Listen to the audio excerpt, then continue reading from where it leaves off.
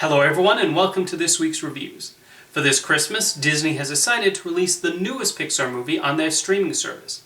Pete Docter's fourth feature film as a director, Soul has him explore all new territory, so we find out what the world is like before we are born. Is this another imaginative animated film from him and worth subscribing to Disney Plus for? I think it absolutely is. Soul is probably unlike any other film produced by Pixar and really shows how promising Docter's new role as creative head is. Even comparing the film to his earlier efforts, this one feels different in terms of direction and storytelling. The main element it has in common with Monsters, Inc., Up, and Inside Out is the visual creativity of the movie. This is the kind of movie that could only be accomplished in animation.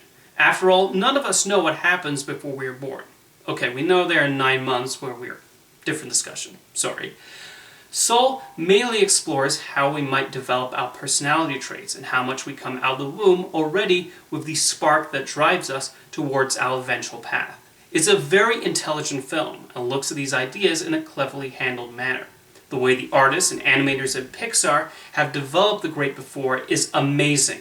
There's so much visual experimentation happening on screen, and this is most evident with the character designs.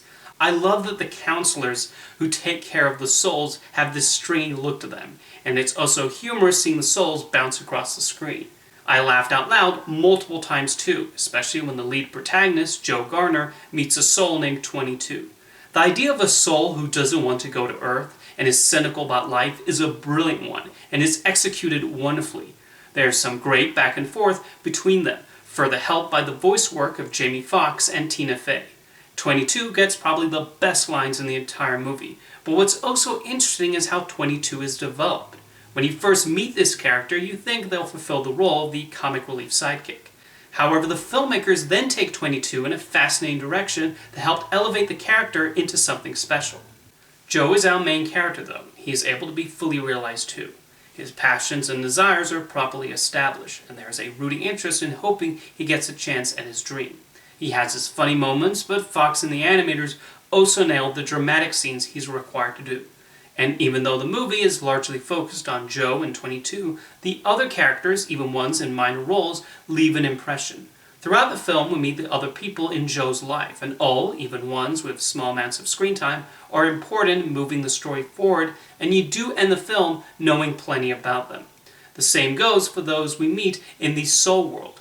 Rachel House is especially fun as a soul counter who tries to locate Joe, almost sort of reprising a role from Hunt for the Wilderpeople. Music plays a pivotal role in the movie too, which makes sense, as Joe is an aspiring musician.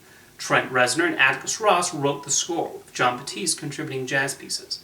These add to the atmosphere of Soul, and the various jazz compositions we hear work in capturing Joe's feelings at a given moment. I'll be interested in seeing how Soul was received by many people. Unfortunately, because it's animated and a Pixar movie, there'll be an expectation from many that this will be a fun movie to put on for the children over the holidays. However, the themes explored in Soul are not exactly the sorts that children will necessarily relate to, and the things that Joe has to deal with are ones that will resonate mostly with 20 to 30 to 40-year-olds watching. Not to say children won't enjoy it either. I just think we need to move past the idea that an animated film has failed if it does not appeal to children. Animated films are made by adults after all, and Pete Docter, along with his co-director-writer Ken Powers, clearly put a lot of personal ideas in Soul. I think this is a wonderful movie, and yet another example of why Pete Docter is one of the most imaginative filmmakers working today. If this is the kind of experimentation we'll see from Pixar now that he is in charge, I'm very excited for the new era we have in store. Soul hits Disney Plus tomorrow, so give it a watch and let me know what you think in the comments. Thank you for watching this week's reviews, and I'll see you next time.